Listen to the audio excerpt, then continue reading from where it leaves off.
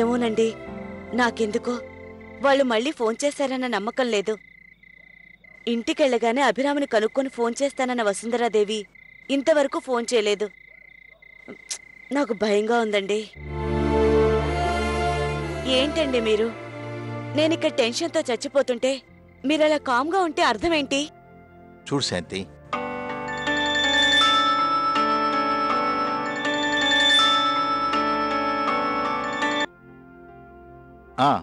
చెప్పండి అభిరామ్.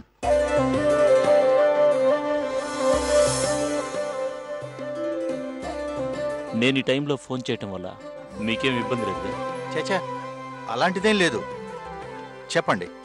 అదే పెళ్లి ఎల్లుండే చేయడం కుదురుతుందా అని మీరు అడిగారని అమ్మ చెప్పింది. దగ్గరలో ముహూర్తం లేదని జ్యోతిష్యులు వారు చెప్తేను.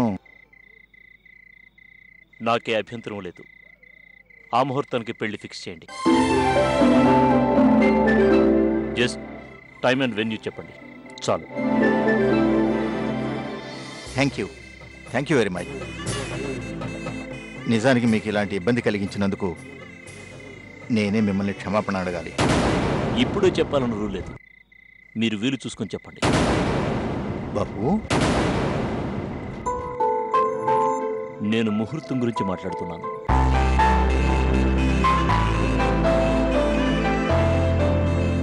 మీరు తప్పుగా అనుకోవద్దు.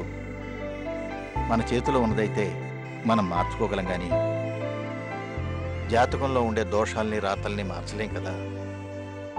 మీరు చెప్పేది నిజమేనా? నిజమే బాబు, జ్యోతిష్యుడు చెప్పిన మాటే నేను చెప్పాను. మరెందుకు మీలో తప్పున్నట్టు అంతలా నన్ను కన్విన్స్ చేయడానికి ట్రై చేస్తున్నారు? నేను ఆల్రెడీ ఫిక్స్ అయ్యాను. మీరు ఎక్స్ప్లెనేషన్ ఇవ్వాల్సిన అవసరం లేదు. Thank you. It's okay.